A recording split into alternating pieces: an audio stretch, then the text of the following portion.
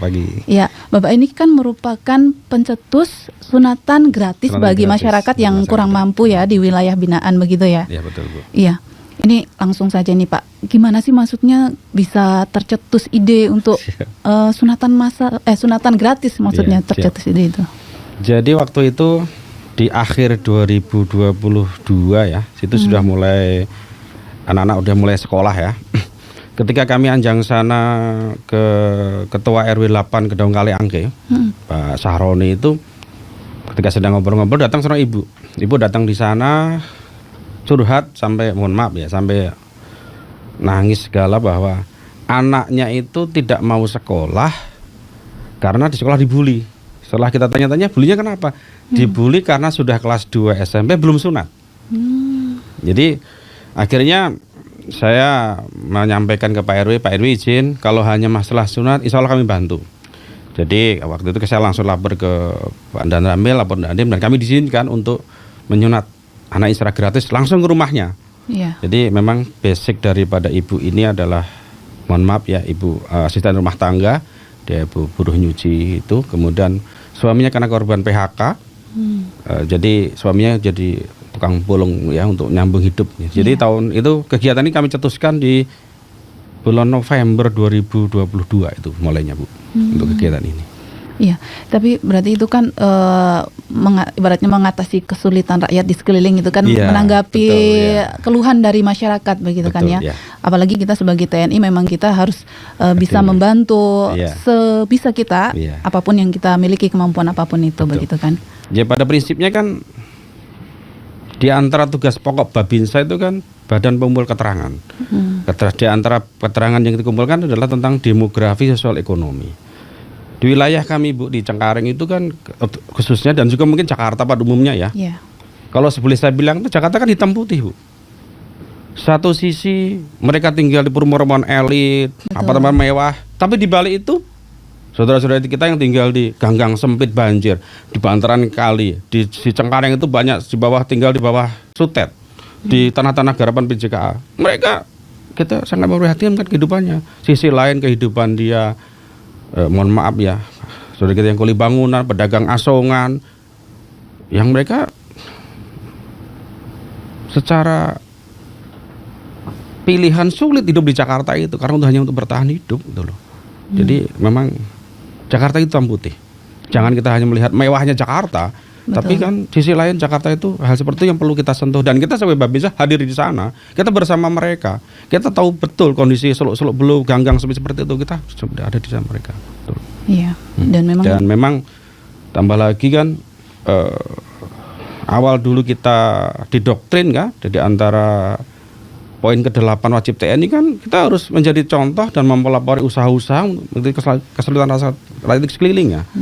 Kalau boleh saya ambil benang merah, doktrin ke-8 itu kan hadir dan memberi solusi. Betul. Jadi poin itu yang kemudian kami beranikan diri waktu itu izin ke atasan kami untuk melakukan kegiatan sunatan ini. Ya.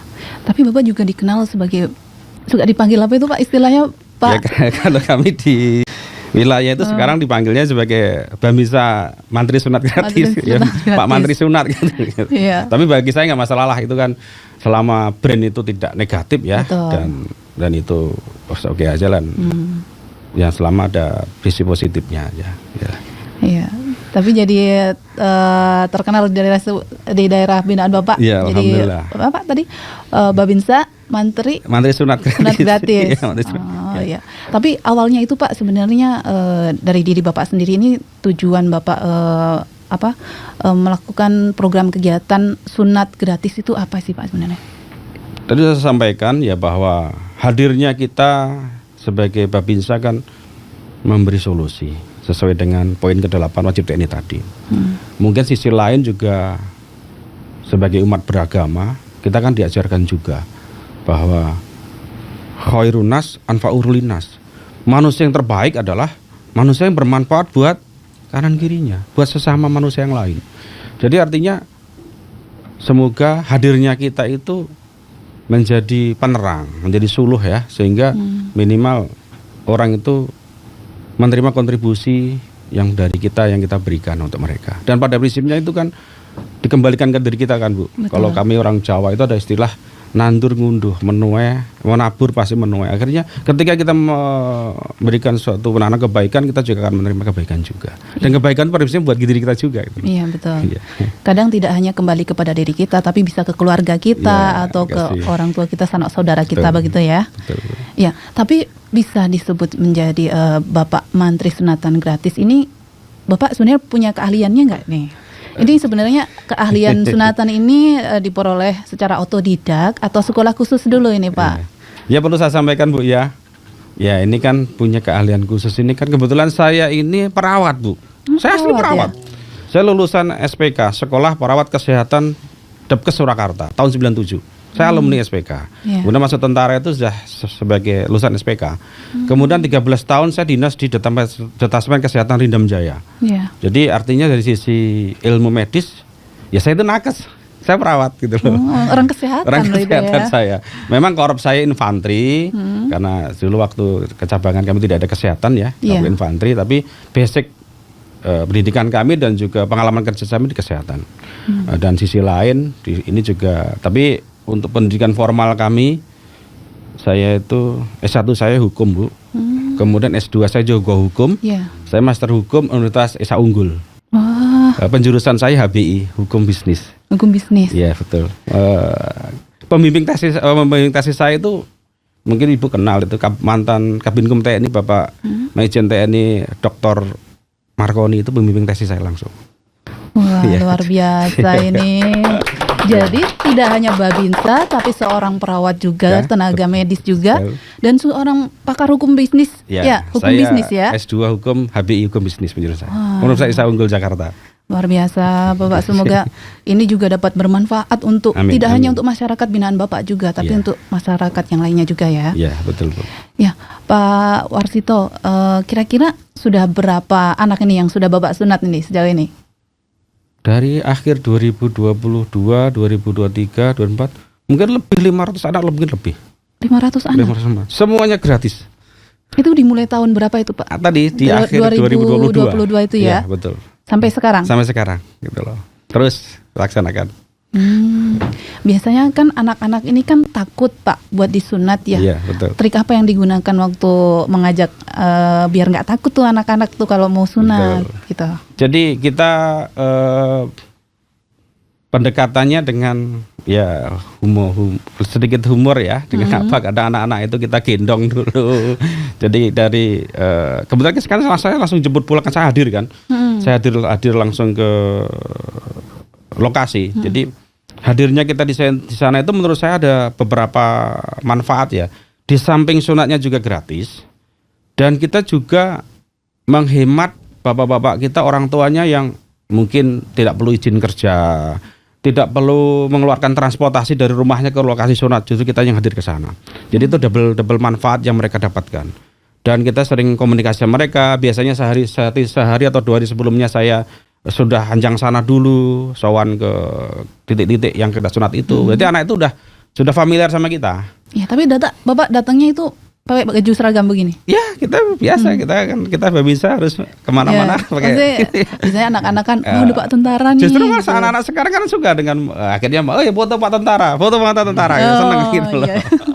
Buat anak-anak sekarang kan mayoritas juga udah megang HP ya. Karena sering foto-foto selfie sama mereka. Ya kita layanin aja dengan senyum sama mereka. Iya, dengan candaan-candaan begitu biar nggak takut ya. Betul. Gitu loh. Iya, wah luar biasa sekali ini. Nah, Bapak ini berarti kan dari rumah ke rumah begitu ya Bapak? Iya.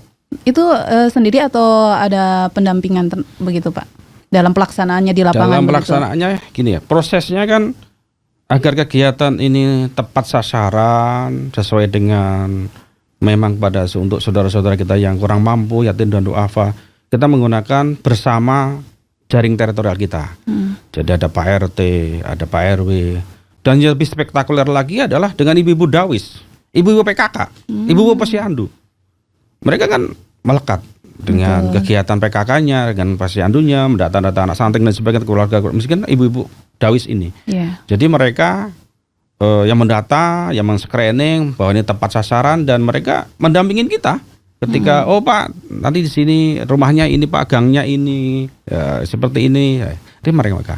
Jadi kita didampingi sama mereka sebagai wujud penguatan kita bersama seluruh komponen masyarakat ya. Kita libatkan semua, saling bekerja sama untuk ya, mengatasi masalah sekitar kita ini. Ya. Kalau misalnya ada yang mau mendaftar itu, sistem pendaftarannya bagaimana ini untuk masyarakat yang kurang mampu ini? Ya, tadi Bu saya sampaikan ya, prosesnya ada melalui para babinsa setempat, Pak RT, Pak RW, kemudian Ibu Dawis, ada juga yang ke Ustadz, mungkin Pak Ustadz ada ya binaan anak-anak yatim, ya di sana silahkan. Bahkan kita juga ada di Cengkareng itu di Wihara Himadiro itu juga ada mereka anak-anak yang tidak mampu, ya kita datang ke sana. Artinya proses screening itu dilaksanakan bersama seluruh komponen masyarakat wilayah, tokoh-tokoh agama setempat, sehingga program itu tepat sasaran. Berarti langsung saja ya, langsung datang ke lokasi gitu. Langsung datang ke lokasi. Iya, gitu kan. Nah, selama perjalanan ini dari 2022 sampai 2024 ini pernah ada kejadian yang menarik nggak Pak ini selama melaksanakan kegiatan sunat gratis ini? Kejadian yang lucu atau menarik yang bisa diceritakan berbagi dengan kita ini? Terakhir kemarin di Duri Kosambi nggak salah ya. Kenapa itu Pak? Di Duri Kosambi itu ada sekeluarga itu sunat 3 orang. Terakhir itu bapaknya minta disunat juga. Ternyata bapaknya belum sunat. Bapaknya belum sunat. Itu non Muslim. Bagi saya nggak masalah. Oh iya. Kan menurut kesehatan kan itu. Iya, jadi kemarin terjadi jadi sekeluarga itu sunat 4. Anaknya 3 sama bapaknya. Bapaknya usia sekitar 42 tahunan lah gitu loh. Jadi artinya ini kan bagi Muslim mungkin itu adalah syariat, tapi bagi non Muslim kan untuk kesehatan. Dan kita terbuka Bu, siapa aja boleh. Iya. Jadi intinya hadirnya kita di sana itu ada manfaat yang kita berikan aja. Betul. Tapi kalau sejauh ini Pak, biasanya yang paling kecil ini usia berapa ini untuk sunat ini? Kemarin kita menghitan di Kapuk itu anak umur 3 bulan. 3 bulan ya. Dan memang sunatan ini kan yang paling bagus semakin muda, semakin kecil tuh sehat bagus Bu, nggak masalah. Selama tidak ada bawaan kongenital ya, bawaan lahir betul. Gangguan lahir itu nggak masalah. 3 bulan, 4 bulan kita sering mencatat seperti itu. Banyak. Ya, kalau tanggapan dari masyarakat setempat ini kan sudah diadakan kegiatan sunatan gratis begitu betul. Ya. Bagaimana tanggapan masyarakat di sana Pak? Menurut saya sangat apresiasi dan sangat respon positif ya. Hal ini dibuktikan dengan animo masyarakat. 2023 itu kita mengadakan sunatan hanya sebulan sekali, hanya di wilayah Koramil Cengkareng. Tapi ternyata koramil-koramil lain juga dapat permohonan untuk mengadakan sunatan wilayahnya. Sehingga akhirnya Bapak Dandim, Bapak Kolonel Infanteri Eko Putra Sregar itu memerintahkan kami, oke, program ini kita jadikan program Kodim. Sehingga kita laksanakan setiap pekan di hari Jumat. Dari seluruh koramil di Kodim Para itu ada 7 koramil. Jadi program ini adalah dilaksanakan Jumat berkahnya Kodim 0503 adalah sunatan ini setiap Jumat. Jadi kita berkeliling ke seluruh wilayah Kodim Jakarta Barat. Dan daftar kami itu jadwal kami sampai dengan akhir Juli nanti itu udah full Bu. Sudah penuh full. Ya jadwalnya setiap hari Jumat udah full. Yang dulu mungkin setiap hari Jumat itu hanya 4-5 anak. Sekarang tuh rata-rata 7-10 anak tiap hari Jumat. Ya. Jakarta Utara ada juga nggak Pak? Sementara hanya untuk Jakarta Barat dulu. Nanti nunggu petunjuk dari komandan nanti. Oh iya, soalnya kan saya tinggal di Jakarta Utara. Jadi saya bisa daftar juga nih ke Bapak kan. Anak saya masih 6 tahun soalnya. Udah gede itu Bu. Udah gede, waktunya ya. Udah waktunya. Udah kelewat itu Bu. Udah kelewat. Tapi belum terlambat dong. Oh, belum. Ya. Tapi kalau dari segi obat-obatan itu Pak untuk sunatan seperti ini, itu Bapak biayanya dari mana ini? Pengobatan ini kan dari obat anestesi, obat biusnya, suntik dan sebagainya. Kemudian pulang kan kita bawain obat oral, obat minumnya untuk rata-rata 1 minggu. Sehingga prediksi kita dalam 1 minggu itu udah sembuh. Untuk pembiayaan sendiri, ya alhamdulillah kita Babinsa kan punya uang dukop ya, uang dukop Babinsa. Ya uang dukop Babinsa itu kami belikan untuk obat. Ya memang dengan berjalannya waktu semakin banyak warga yang membutuhkan, Dukop Babinsa itu nggak cukup. Ya memang ada juga warga yang membantu memberikan, tapi memang ada kurang. Ya mohon maaf, terpaksa memang ada uang pribadi untuk nambahin uang pribadi. Dan belum ada bantuan dari mungkin Puskesmas apa belum ada. Jadi terpaksa ya kita menggunakan uang pribadi. Tapi istri juga tahu dong tentunya ya, mendukung istri, keluarga mendukung istri. Keluarga mendukung. Kebetulan kan istri saya juga kerja Bu ya. Istri saya PNS di Pemda DKI juga. Jadi memang kita niatkan 2,5% dari gaji kita untuk nambahin biaya itu Bu. Tambahan biaya. Iya. Kasihan Bu anak-anak kita yang tadi saya ceritakan. Sunatan di Jakarta itu mahal. 700 sampai 1 juta. Kalau keluarga yang tidak mampu, yang tadi saya cerita kerja kuli bangunan, asongan, hidup di Jakarta ngontrak, untuk mengeluarkan 700.000 sampai 1 juta berat. Mereka untuk bertahan bisa makan aja udah bersyukur. Makan, bayar kontrakan bisa udah bersyukur Bu. Apalagi sunatan ini mahal. Makanya memang sudah kami niatkan, semoga ini bisa bermanfaat buat saudara-saudara kita yang membutuhkan. Ya. Dan ini semoga juga menjadi amal baik dari Bapak dan keluarga juga ya. Amin. Semoga ini menjadi berkah untuk tidak hanya untuk Bapak tapi dan keluarga juga, begitu kan. Dan semoga harapannya ke depan ini sunatan gratis ini kan bisa dilibatkan lagi dengan Pemda setempat, begitu kan ya. Siap. Jadi memang seiring berjalannya waktu,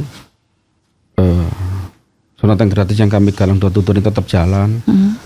Alhamdulillah bermunculan kelompok-kelompok masyarakat seperti Pak RW, DKM masjid yang mereka mengadakan di wilayahnya, sehingga kita bisa hadir di sana, bisa membantu nyurat di sana. Sedangkan Pak RT, Pak RW-nya mungkin yang ada rezeki bisa mengasih sembako, ngasih sarung, itu silahkan.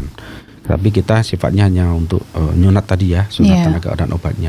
Alhamdulillah respon cukup bagus dari komponen masyarakat yang lain, sadar bahwa anak-anak kita yang kurang mampu ini butuh dan perlu, gitu loh. Karena mereka harus tetap melanjutkan masa depannya. Betul. Dan semoga ini juga bisa menjadi inspirasi bagi seluruhnya, begitu kan, masyarakat daerah sana juga dan seluruh pemerintah setempat juga, begitu ya. Siap. Ya, Pak Warsito, ini kan selain program sunatan gratis, begitu ya, ada nggak program-program